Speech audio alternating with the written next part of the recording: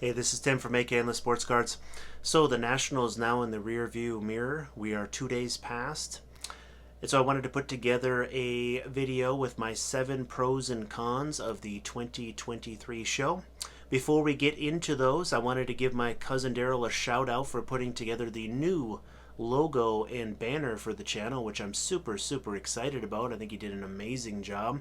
As far as I know, and please correct me if I'm wrong, I believe that I'm the only person in the great state of Alaska that does sports card content, so I'm pretty proud of that. And I think the logo and banner really represent the channel well, so thank you again to my cousin Daryl for doing that.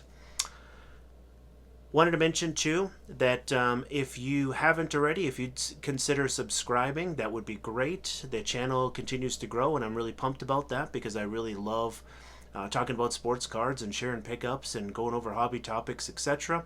And so, love to see the channel continuing to grow. So if you consider that, that would be awesome. Let's get into the 7 pros of this year's show. Number 1 on the list, the social aspect. So it's become really routine. Unless the show is in Atlantic City, I'm going to the show with my brother and a longtime friend of ours. We go to all shows except AC.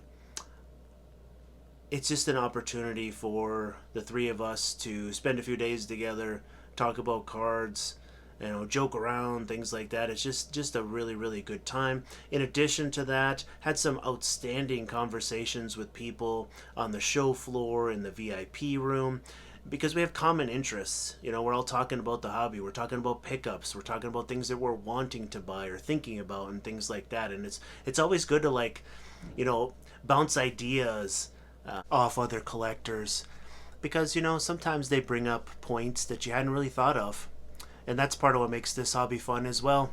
In addition to that, was able to meet 2 different particular YouTube content creators this year. The first one was Those Back Pages.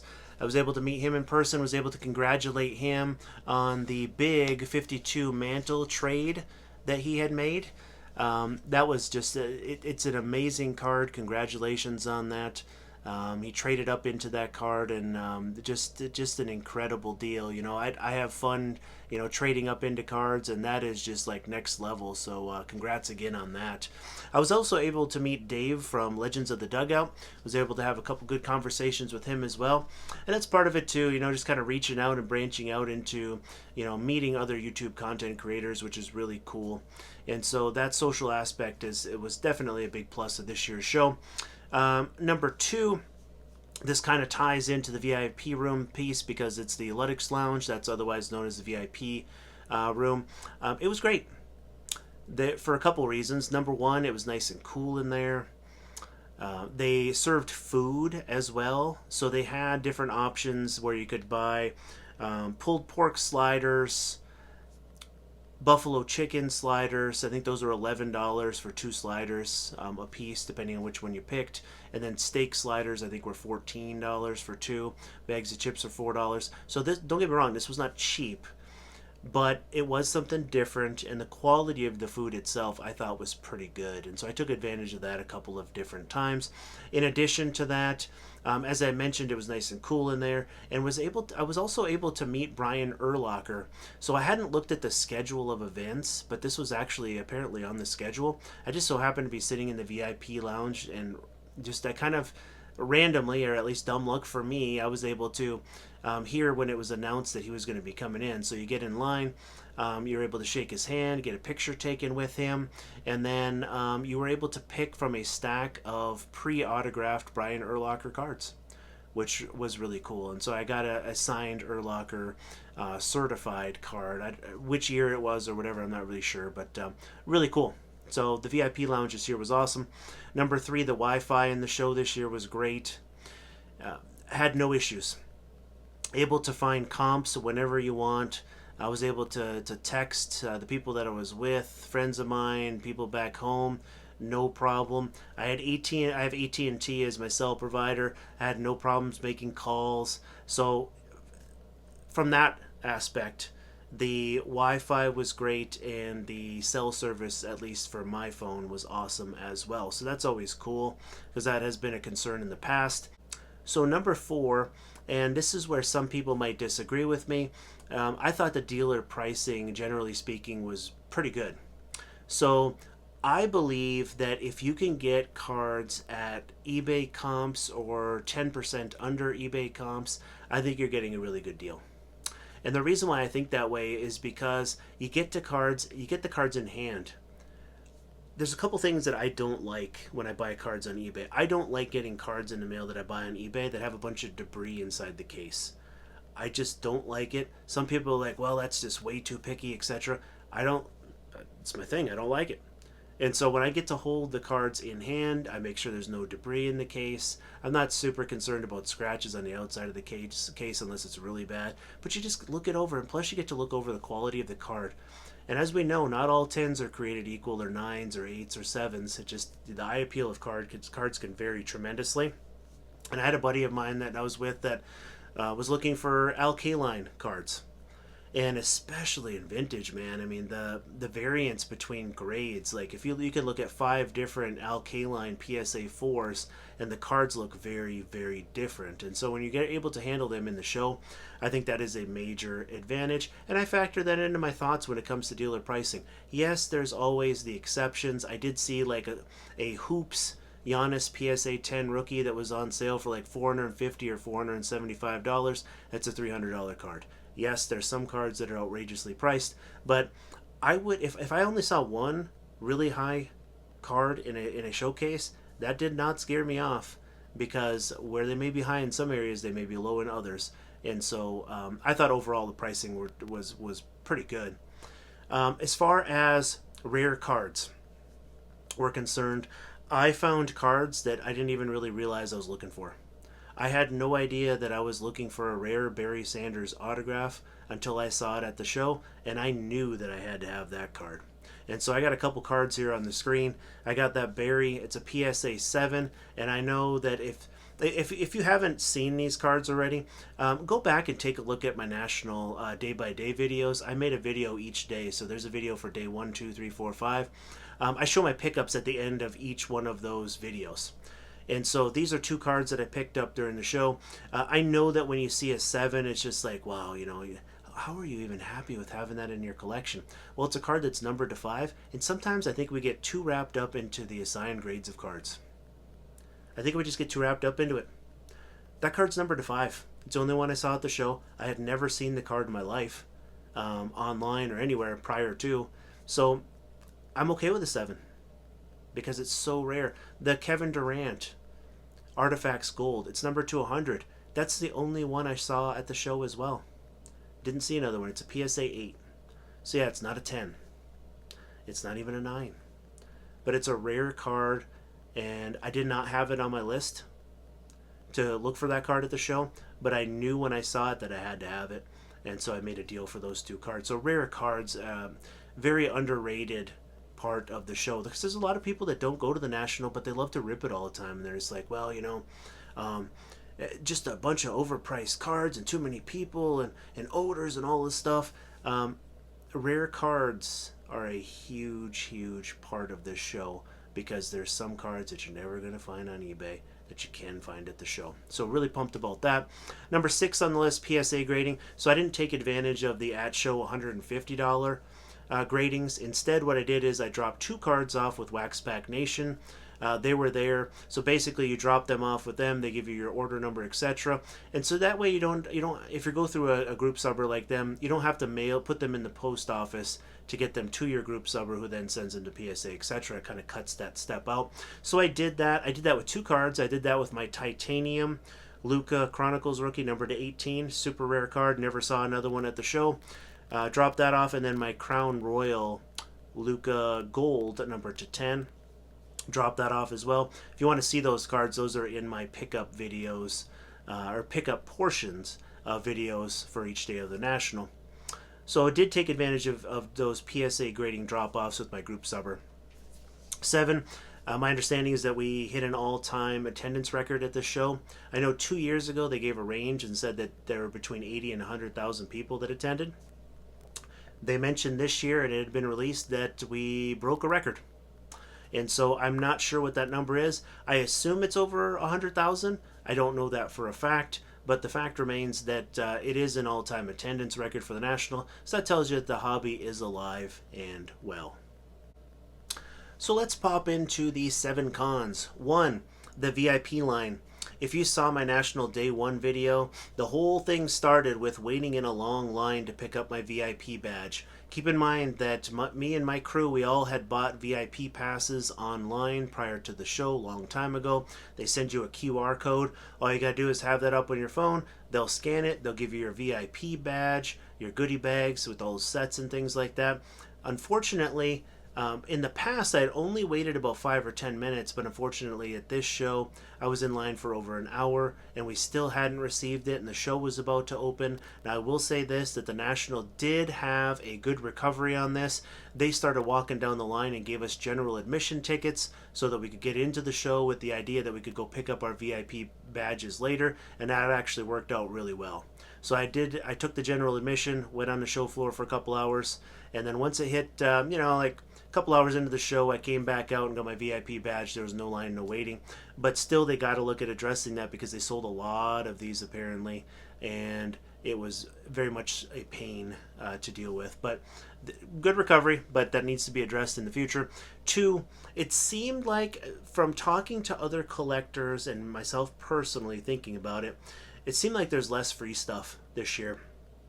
Specifically, I know in the past, we'd always come home with like a few t-shirts and things like that. And I don't know if we just missed those this year, because of the show floor was so huge, or, companies just weren't doing it again. I'm not really sure what the case is with that. I also noticed that there was no tops set in the VIP gift bags. And so that was kind of unusual. I'm not sure if they did them last year, but they didn't this year. That I can tell you for sure. So there's less free stuff this year. That was noticeable for us at least. Number 3, of course, the heat in the convention center. If you've been watching National videos, you got a pretty good idea that it was very hot in there. The mornings, generally speaking, were very good. Saturday and Sunday, even overall, weren't really bad at all. But Wednesday, Thursday, Friday, the heat by the afternoon was pretty high in a lot of areas of the National, especially where it was crowded. And so my understanding is, I was told by a dealer that they had an air handler or handlers that had gone out, plus they had the doors open, to have people bring their items into the show floor, etc., like loading docks and stuff like that. I'm not entirely sure what all caused it, but it's an issue, and that needs to be addressed before it comes back to Chicago again in 2 years. Because when it came to past 1:30, 2 o'clock and later, it did progressively get warmer, especially Wednesday, Thursday, Friday. So hopefully they get that fixed. Number 4, crowded tables and aisles. At times, there's certain tables where I wasn't going to wait for 20 minutes to be able to look at stuff. So all I did was I tried to stay on the same aisle as that table was on, and I kind of skipped those tables and came back to them later. And I did come back to all of them, because I did notice that there were very few tables that were steady busy, for hours on end. There's usually a window where you can get to those tables, so that was my strategy there, and it worked out pretty good.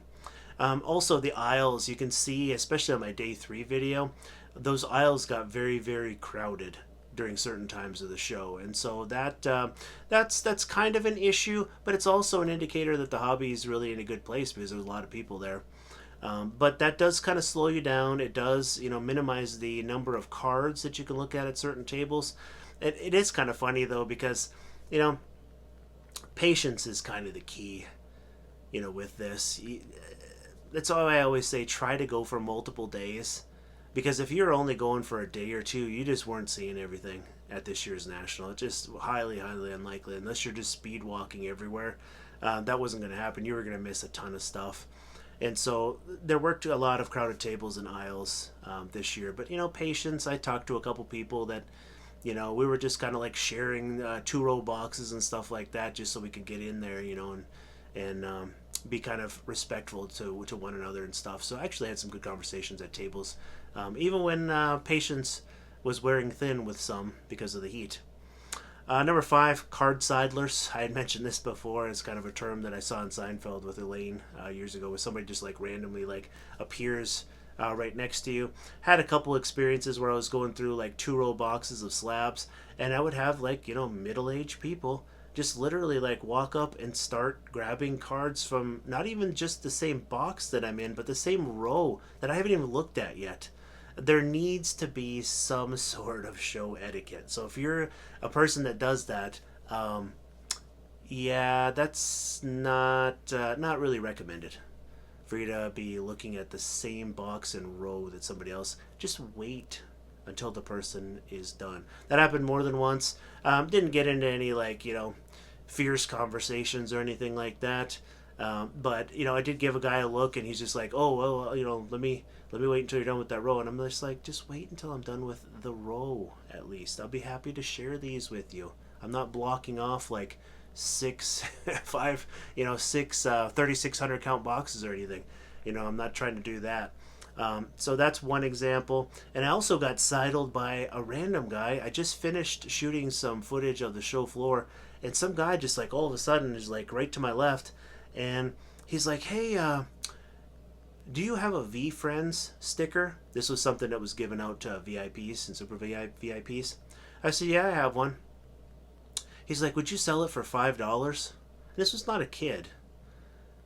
He asked me, would you sell it for $5? And I literally just laughed, and I'm like, no. And he's like, "Well, I could maybe do 10, like he was doing me a favor or something like that." And again, I'm like, that's a hard no. And he kind of got bent out of shape about it, and he's just like, "Oh well, whatever then," and like left. Here's the thing. So I'm showing mine on the screen. I'm not a fan of the VFriends cards, stickers, whatever. I don't get it. It's not my thing. But at the same time, I guess I don't really judge others for being a fan. But I'm also not going to sell something that's worth $30 to $40 for $5 to somebody. So I guess my point of that is, if you're getting these freebies and stuff like that at the show, take a look on eBay and see what they're worth, because there are people that are just randomly trying to rip people off and buy those for ridiculously cheap dollar amounts. And so no, I did not sell mine, and yes, I do still have it. And so I think that was my second example of card sidling that I had experienced at this year's show. Number 6, another con, navigating the new layout. I've been to the show a few times in Chicago, and I was very confused. Wednesday, Thursday, and Friday, I was still kind of just kind of going through the layout and trying to figure things out. It wasn't really until Saturday and Sunday when I was super comfortable and I could remember where everything was. A lot of it felt very disjointed. Like you'd have like an aisle of vendor booths, and then all of a sudden you'd have like corporate area, and then that aisle would like pick up later, but it'd be like in an L shape. So it was very weird, like trying to pick up where that aisle left off, because it wasn't in a straight line, I guess is my point. And so that was a challenge this year, navigating those aisles. So I'm hoping that Cleveland is going to be easier to navigate, and I'm hoping that they kind of fix that with Chicago as well, because it was very confusing for at least the first 3 days, at least for me. Another reason why it's a good idea to go for a few days. Last one, number 7, I got to step up to the Crow Buffet here a little bit. I went over budget. I did a pre-national video, and one of my points right off the bat was set a budget and stick to it. I got to eat a little crow, because I went, to be exact, $778 over budget this year. Don't really regret it, because I got cards that I really wanted. And also, there is a note here that I wanted to note. I did not rack up any debt related to the show. So it all was funded, but it went over the allocation that I had budgeted for the show. So I did want to step up to the Crow Buffet and mention that as well. And so that's my last one. So I'm sure that I'm not alone in going over budget. I'm sure many of you out there probably did. Hopefully it didn't rack up any debts pertaining to the show. I know that I did not. So a few things. I'm in the process now of potentially picking up a big Shohei Ohtani card. I'm not sure if I'm going to go through with that or not yet. I'm going to have a decision by the end of the day. So if I do, that'll be on an upcoming video. I'm also planning on dropping new videos by noon on Saturdays. And so I'm going to try to start that this week. And so I'm going to do weekly videos that I'll release by noon Alaska time on Saturday. So that's 4 p.m. Eastern. And also, when things come up, maybe mail days, other big topics come up, I may release some videos during the week also. But Saturdays are for sure. And if you want to want to be notified and you want to see when those drop, again, please consider subscribing so that you can get all of that info as far as when new content videos come out. With that said, I hope that everybody enjoyed the National, and remember that the opportunities for collecting sports cards are endless.